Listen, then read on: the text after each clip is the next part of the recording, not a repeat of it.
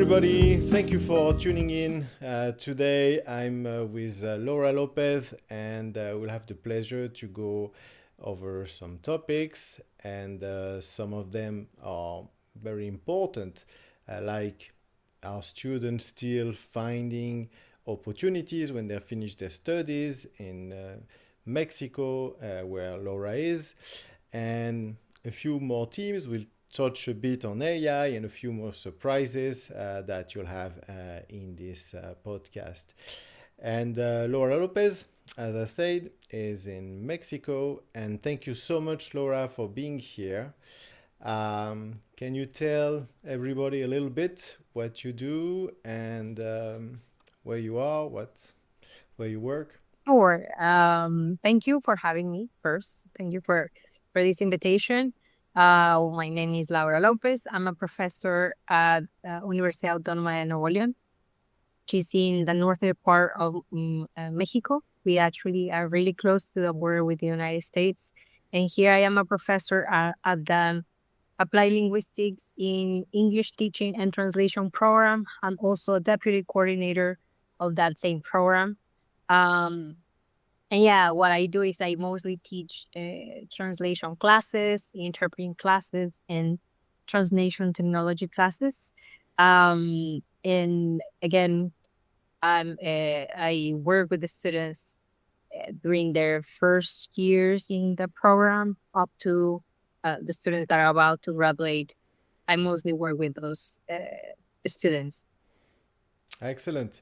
I know I've been collaborating with you for a while for what I do with WordFast, which is I have the nice job of handing over licenses to students that participate in our program where we support universities.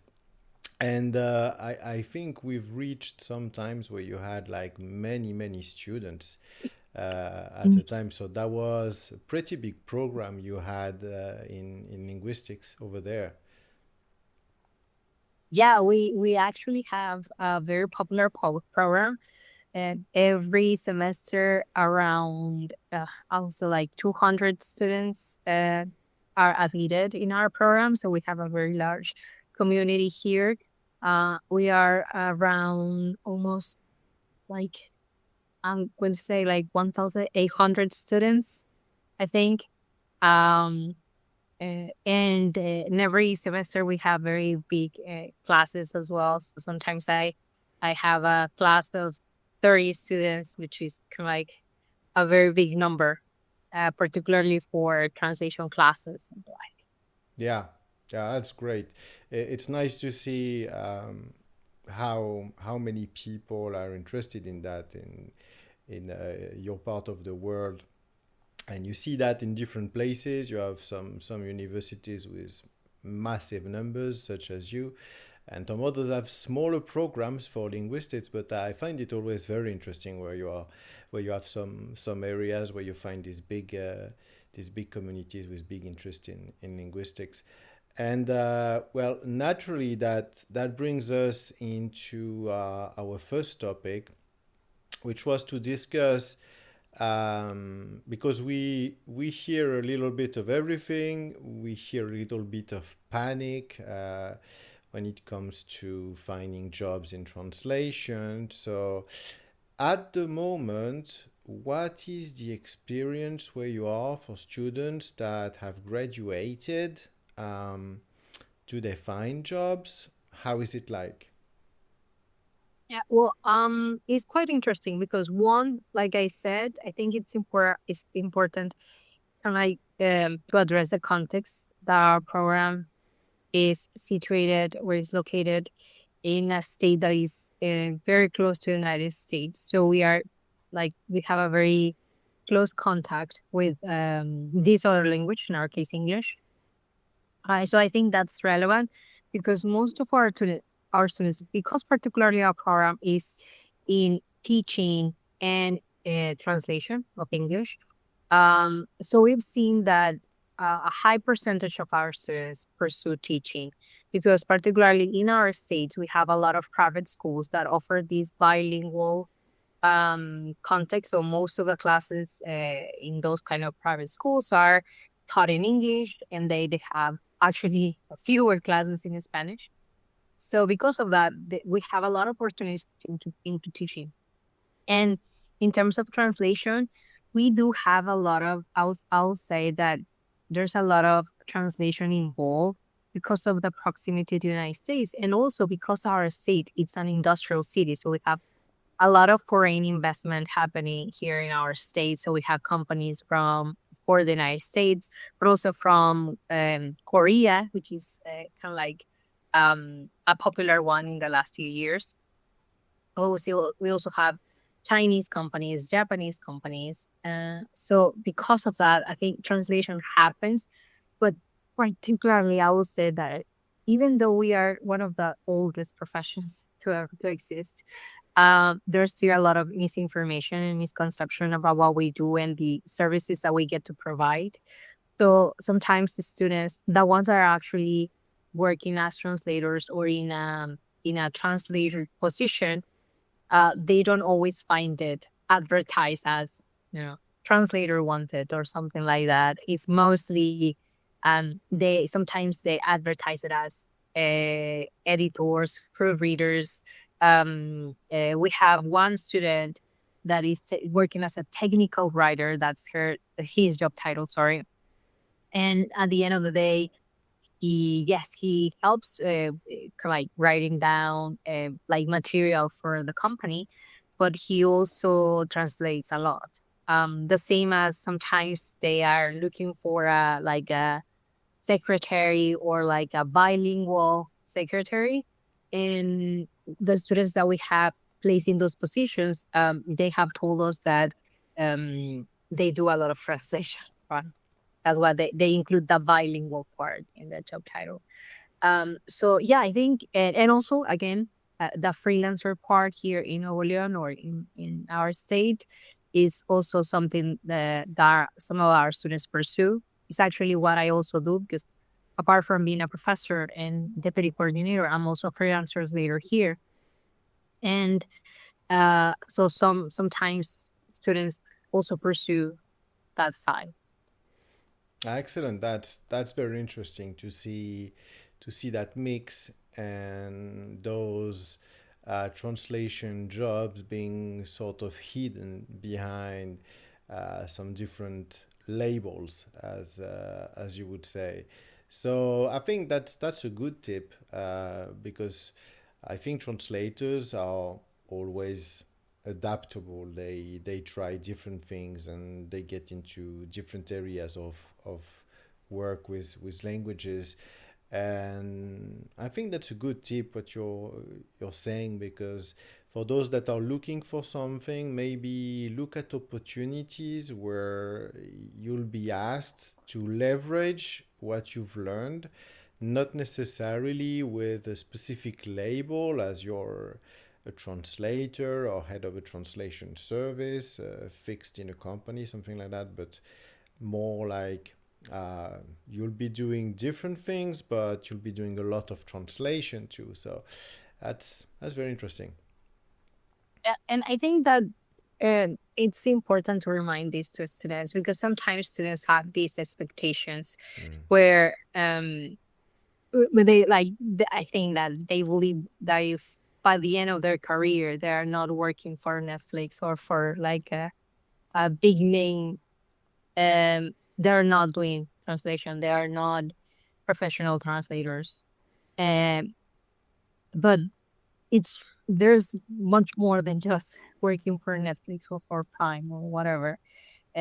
Again, the range of services that we can provide as not only as translators but as linguists, because at the end of the day we are also experts in languages. I think it's a wide range of opportunities. So yeah, I often advise my students to consider that. Like, remember, guys, it's not just you working for Netflix. You can be doing other things, even like audiovisual translation. Like, you don't necessarily need to work for those big companies. Sometimes there might be, I don't know, for instance, even within the same university, So we also have another school. So I work for philosophy and arts school. That's where this program is. But we have visual arts school, I think it's the name. And sometimes their projects, they will include like creating audiovisual products or movies for their classes.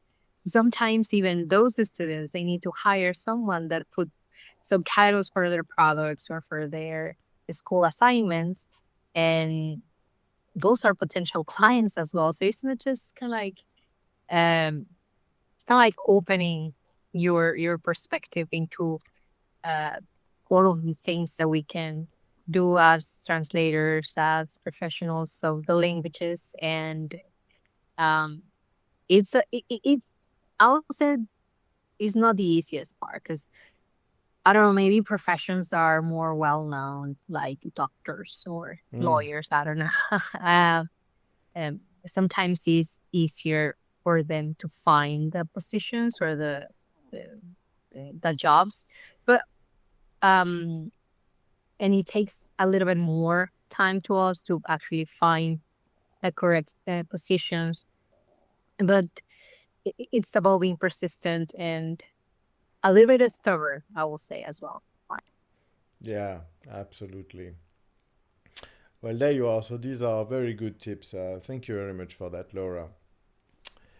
Yes. And looking at looking at what we've been saying about students when they come out and everything, something that the translation community as a whole and also potential students, and I'd say everybody at large has been looking at is AI.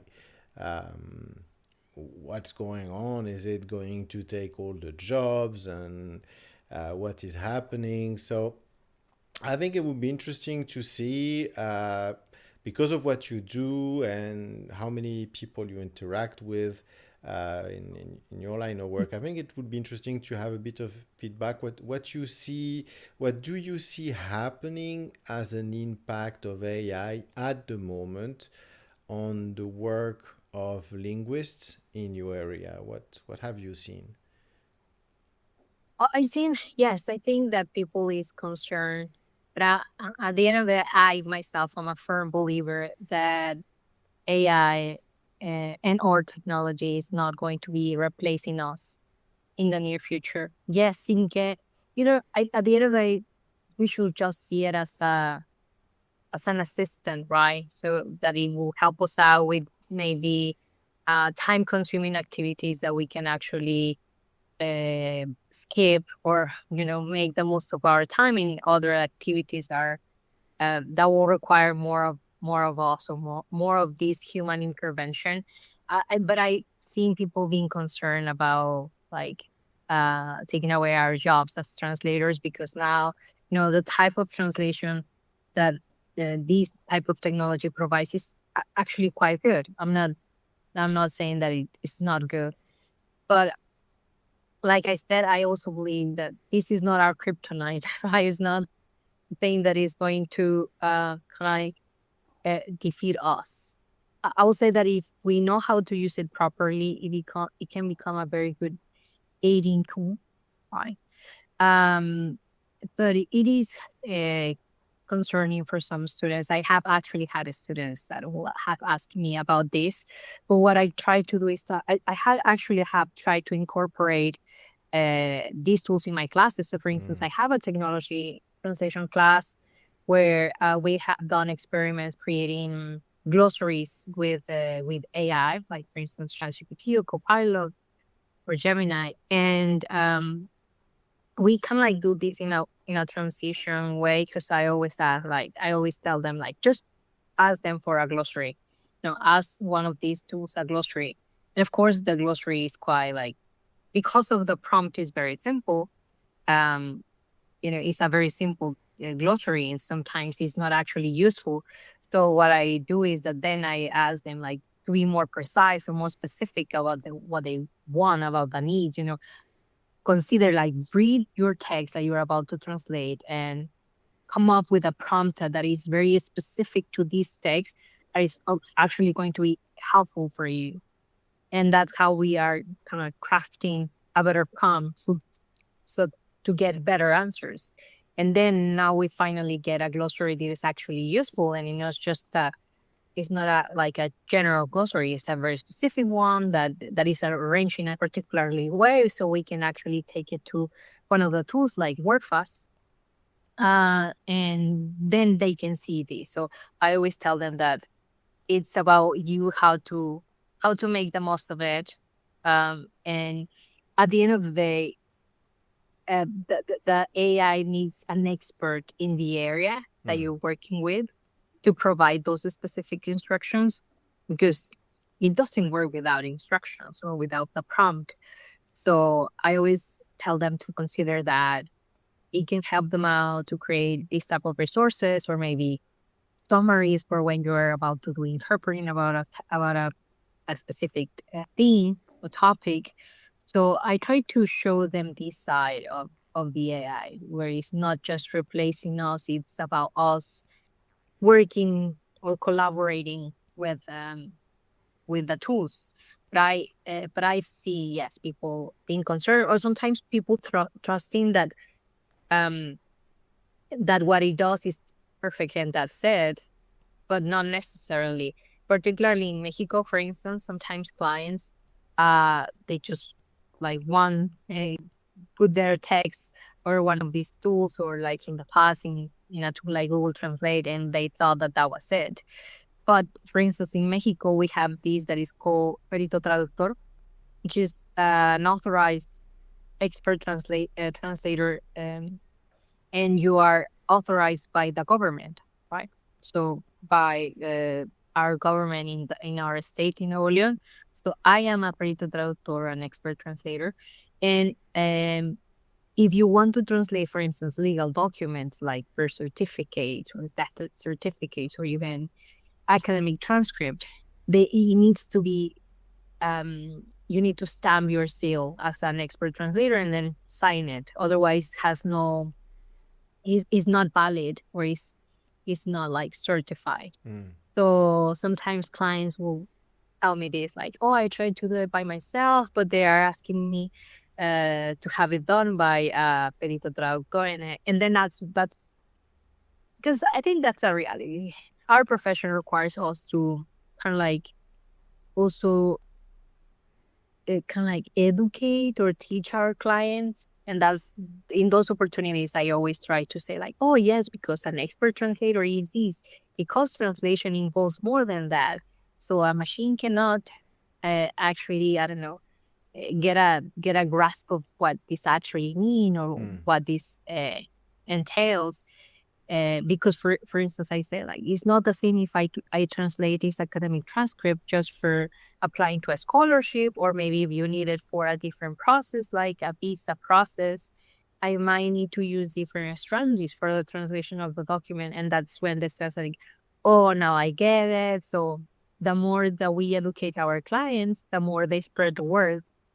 And I think that's how it works. So yes, I've seen concern, but I think it's also up to us as the professional translators to, well, to a certain extent, like defend ourselves, defend our job and what we do. Yeah, absolutely. Yeah. For those that would be interested to become perito traductor, so like a specialist translator, or yeah, learned translator, what would they need to do? Is it a lot more studies, or? Yeah, so the requirements that they ask you for you to apply to this, you need to have like, for instance, they ask you to have a career or a degree more so on translation. And they require you 5 years of experience as a translator. So what we do, particularly with the students that graduate from our program, is that in your diploma, once you graduate, you have a date. So from that date onward to 5 years, that's when they can apply to for this kind of like certification to the government. So you will need that along with your certificate for language proficiency, like your IELTS and TOEFL, all that. And of course, you like that you are a Mexican citizen and some other documents, but they actually require you to have a degree in translation, or if you don't have the degree in translation, you need to pass a test. Okay. And actually, that test is taken here at our university because the professors of this program created that test a few years ago. Oh, that's very nice. So yeah, that's a good way to get into this, and that type of services, it's something that cannot really be automated. You something that needs to be reviewed by someone that has been given an authority is not something that a machine can do. And yeah, that's a smart move to be able to get into those niches.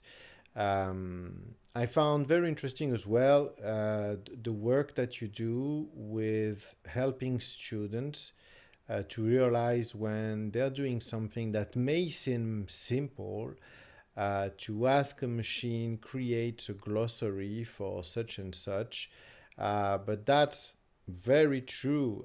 If you just tell it, well, make a glossary, it's the words that will be in it might be words that you actually don't need, that you already know, and maybe you need a smarter selection of words that would help you and support you if you are translating something very specific in a specific field. And prompting is where it's at. It's a skill. It's a human skill that we need to develop.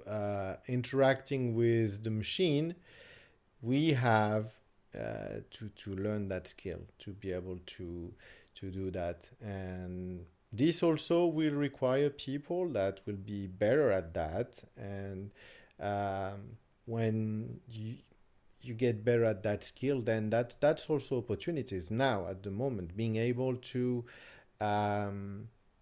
create processes, create because now we talk about agents, and agents is when you have an AI that will talk with a second bit of AI, or you create some sort of a chain of actions that all the elements and the different AIs will take decisions independently so that you get an outcome. And creating that kind of workflows, if you're hired in a company where they need you, and you set up things for languages, but you may also have to set up things with that also. So if you learn that skill, that can be interesting. That might be confusing when you hear it, but it actually makes sense. It's like making your own small factory. Actually, now, sorry to Yeah, go on. interrupt Yeah, you, yeah. but now that you say it, yeah, it sounds a little bit like intricate once you explain it. But I remember talking with a graduate, with an alumni from our program, and she is actually working as some sort of, like, I cannot remember exactly the job title, but it's something along the lines of language analyst or something like that. Mm-hmm. And she actually works with that. She works with creating the language, or like the prompts to program AI. I don't know what's the company that she works at, but she's doing that. And again, that's another thing that we as linguists we can do, Yeah. or as translators we can do, in how our profession is evolving and aligning with the technological developments of today. Yeah, absolutely. We were working with something for a conference, and we with Martin Chamorro, for those who know him, we worked on some prompts because he wanted to tackle the problem. You mentioned that at the beginning, that when you have something that it's a bit of a chore, and you'd like AI to do it for you because that's not really, something that you want to do as a linguist. And that's an example of that is when you get a source text that has quite a number of errors and typos, something wrong. And the problem with those is, so you put them in your CAT tool, you start translating, but because there's something wrong in the source, the next time you get the correct same source, well, you will have a hard time getting a 100% match because the source is different, because it has been now corrected. And if you can fix your text before starting to work on it, we shouldn't have to do that because when the client provides that to us, we believe that the writers have done their job and they've gone over it. But it might happen that we get something that needs fixing, and we worked on a prompt that fixes the source text. And then he gave me the prompt, and I said, "Oh, I'd like to see how I can automate it a little bit." And then I changed the prompt so that if I launch a pre-translation, I will get in the target only the corrected words that need to be corrected from the source. And so visually, I can see, okay, well, I need to fix 5 words total in the file. And I can do that in the source file, or I can edit the segments directly. You can edit the source in the CAT tool, so you can do that. And then you're good to go. You clean out the targets, and now you launch your translation. You've got something clean. So that's a nice use of AI because it saves you some time and helps you to have a clean translation memory after the fact. So that's that sort of practical uses that we don't necessarily think about, but that we need to talk about between ourselves. Because I think that's what is going to help us with those AI skills, is that if we communicate about them, oh, I made a prompt that solves that. Well, that's great. Because if that's just, translating text, okay, we know the machine does that okay, but a translator that has good writing skills will do it better, and that's what we want. But so that's an interesting avenue, exploring that. So yeah, Yeah, thank you for exactly. input. Yeah. Um, and now another thing that we were discussing when preparing that is I've been curious about that because I've been discussing with different people in different universities, is because as translators, we need to use a lot the keyboard. And I was wondering if touch typing, so being able to use the keyboard with all your fingers and in a matter that is more ergonomic and helps you then type faster in the end, and helps you with your posture because you're typing right. And once you know your keyboard, you don't need to lean down, which is for our generation and the generations to come. We all have like the neck bent forward. So anything we can do to avoid that and have our eyes level is better, because we know instinctively where all the keys are. So I think it's mechanography in Spanish. Is it something Yes. that you've seen being taught in programs? Well, actually, now that you say it's very interesting because we don't cover it here in our program, and I don't think I've heard of a program that addresses this. But I think it's very, very important. I mean, you were just saying a minute ago when you were talking about these things that we need to consider as translators, that sometimes these side tasks that we have to do, that they are time consuming, and that we need to focus more on the content of the document that I'm translating rather than formatting or typos or in the source text. So I think the same applies with this, that sometimes there are time consuming tasks, like just what you mentioned, having type looking down at your keyboard it takes you time, right? And if you know where the keys are and you just need to just look at the screen, and so you remain focused, I think that's important and that's quite useful. But we don't cover that, but I think it's important. I even tell my students, like, having a mouse, moving your hand up to the mouse so you can move it and click it on the correct window or whatever. That's also time consuming. And remember that in translation, it's about time, right? You Yeah. have deadlines, you need to cover different things. And also, you have different clients. So I always tell them that they need to learn how to use the keyboard, particularly because, for instance, with the generations that I've been working with during the last few years, they're very young. And even though they were born already with technology, you know, um, they're like, they're very good at technology, but the thing Mm-hmm. is that they're very good at typing on a phone, so their thumbs are like super fast. I can see sometimes when they're texting that they're like, speed of light. But when it's about typing on a computer, that's when they get like, what's happening, so they're a bit slower.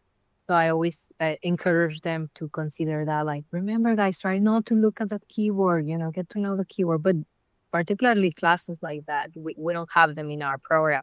But I think it's useful. I also, for instance, I myself, I took a course on on learning how to use AutoHotKey.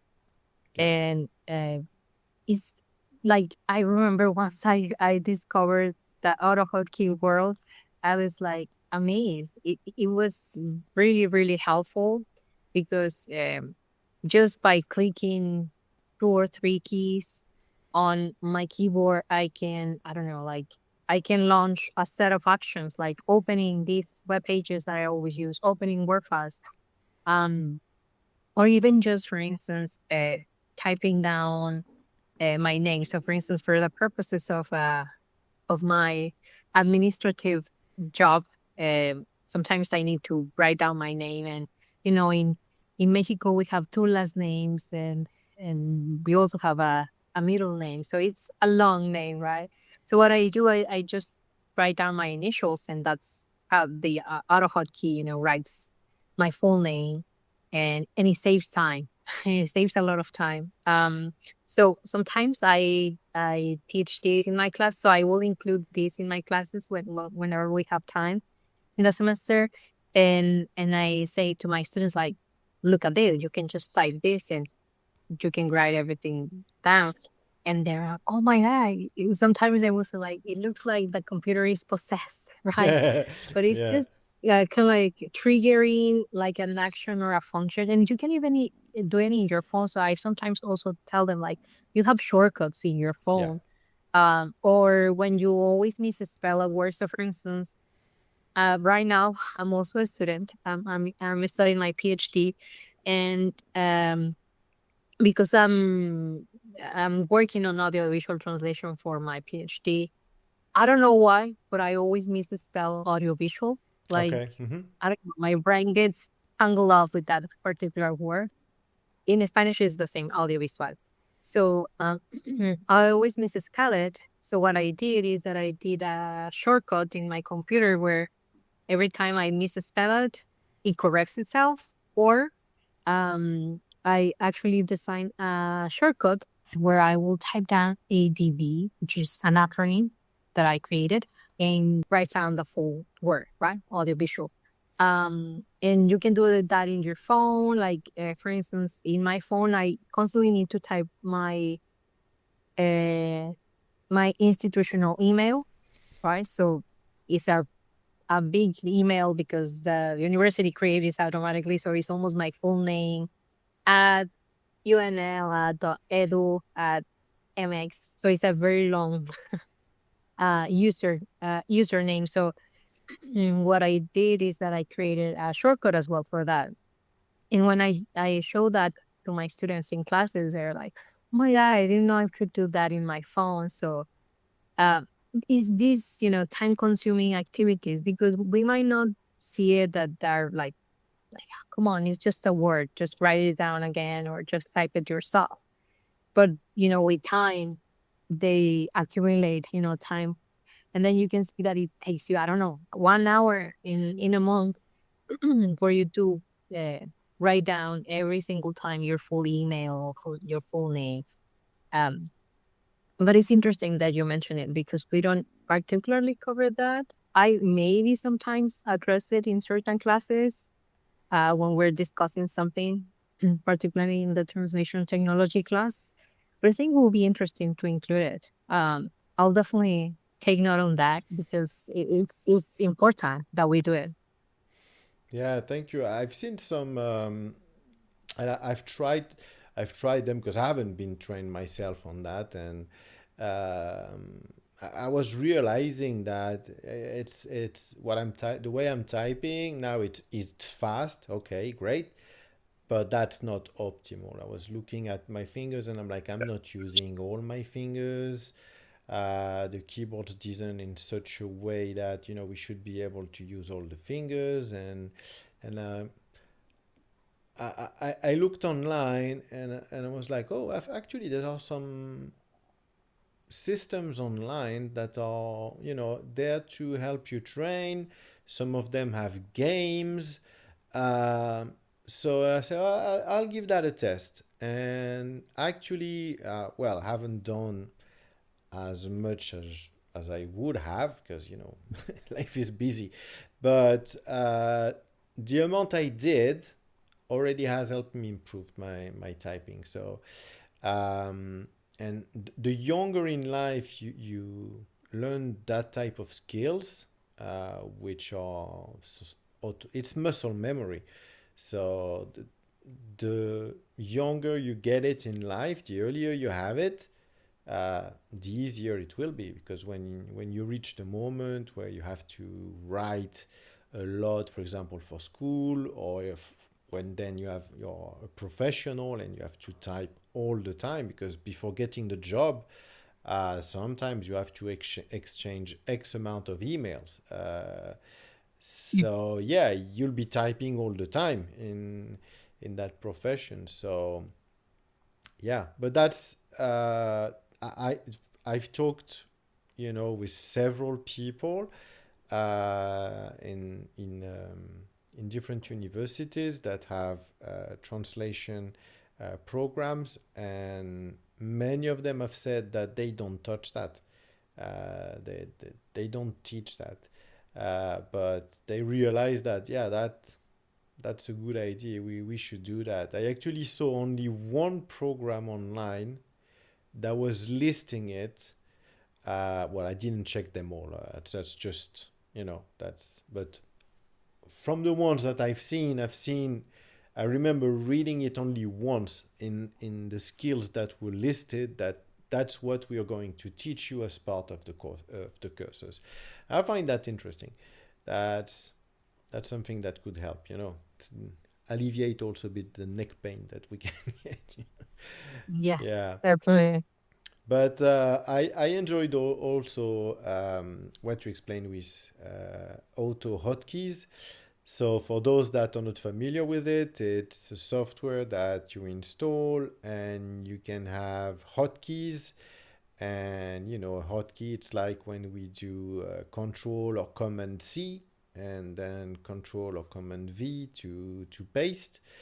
So copy paste, and then you can have comments for everything. So you can set up something that will trigger something that you want, or something that you want to be typed, like you were explaining. And that's a good skill to have too, especially if we know that we always trip with a sequence of letters when we are typing. We have the habit of tripping on it, so why not have that as a hotkey? That's one way to solve it. So yeah, I think that's smart as well. I'm sure your students must enjoy a lot your lessons, because you teach them a wide array of things, and that must be very interesting. Thank you. Yeah, for sure, for sure. Um, so after, you know, what we've been discussing, if someone is passionate about languages and they say, "Oh, I'd love to get into translation," um, what do you recommend they should do? Which path should they go?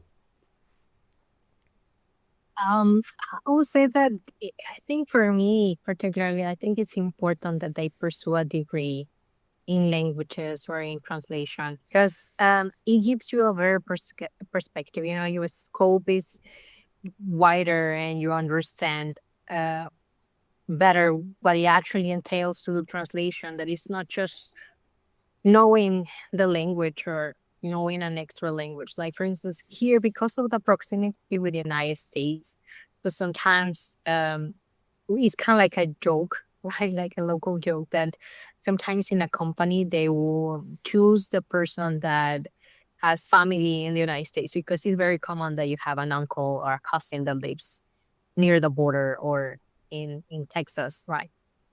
So it's like, oh yes, just your cousin that lived for 2 months in Texas. That's a translator in your company, right? Mm. But but you know, when they actually do it, they realize that it's not enough. That sometimes there are misunderstanding.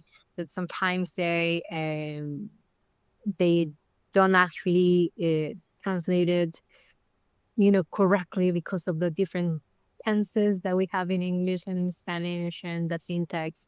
So of course they don't have this, let's call it technical information, what it involves working with syntax, but also with semantics and pragmatics. And I think a degree gives you that like perspective, that a moralistic perspective where you can understand why you choose that word rather than the other, why you decided to, uh, put the sentence in a specific way, and in the real intention of an idea. So the purpose uh, of what it is trying to say with a sentence with meaning. So I always emphasize to my students how important this linguistic preparation has in their degree, because they have just translation classes, but they also have, like linguistic classes like phonology, like semantics, like grammatics, and the like.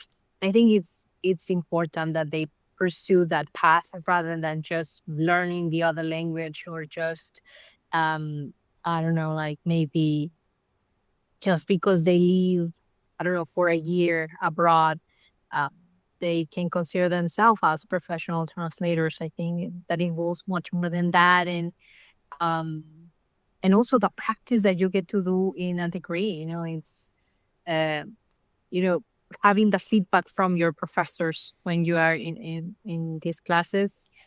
It again gives you more possibilities on how to solve a translation problem or how to overcome a translation issue when we have sometimes these elements like, I don't know, language variants. Particularly in Spanish, we have a different Spanish Yeah. variants, because we have like Castilian Spanish, we have Latin American Spanish, but within Latin American Spanish, we have Mexican Spanish, Chilean Spanish, and so on and so forth.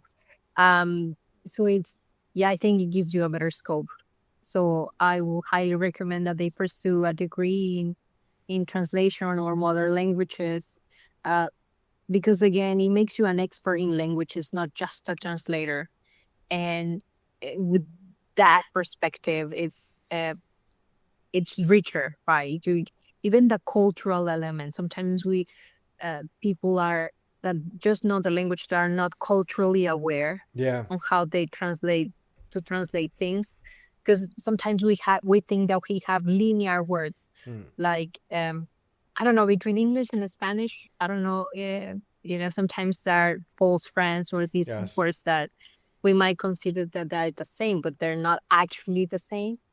So So it's important that we understand all of these elements in order for us to be able to translate properly and have quality translation, which is what I believe people want, because they have specific purposes for their documents that they want to translate. So yeah, I highly recommend a degree, and not just learning the language, for instance. Yeah, yeah. Thank you very much for that. Yeah, it's interesting. Just you describing um, what makes a translator. It's clear that it's something that a human has to do. A human has to be trained on, and to be culturally appropriate, you need to have been able to interact with at least two cultures for long enough. Um, and then if you have to translate things, let's say, I think one of the hardest things in two cultures to be able to translate is, for example, the sense of humor.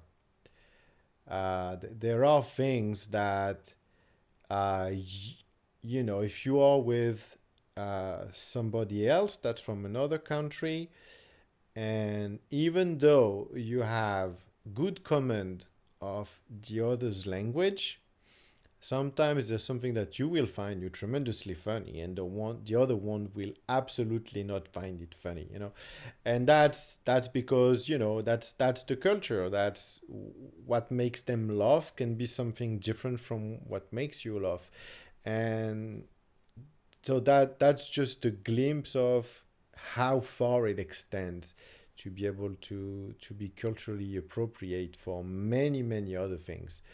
And yeah, those are skills Yeah, that you learn with time yeah, and with exactly. And effort. it's also with, being in contact with the language, and the more Mhm. that you translate or the more that you read, that you better you Yeah, become at it. But yeah, definitely. So for instance, I use an example between English and Spanish. In English, you have the word stupid. The word stupid in English is just, to a certain extent, a synonym of silly. So you can hear it in cartoons, like for kids. But the word in Spanish is way different. It's stronger because the yeah, semantic and the pragmatic element is different. So estúpido in Spanish is not a word that you will listen in cartoon for kids. That's definitely, there's no chance that you will listen to that over there. So you have to use a different word. So even though they sound similar, like stupid and estúpido, they're very similar in spelling, they're very similar in sound, but in meaning, in the semantic level, yeah, they have different meanings. In Spanish, it's more like tonto or bobo, right? And yeah, it's this kind of nuances that we try to address in classes, so students realize that is not just knowing the language; it's much more than that.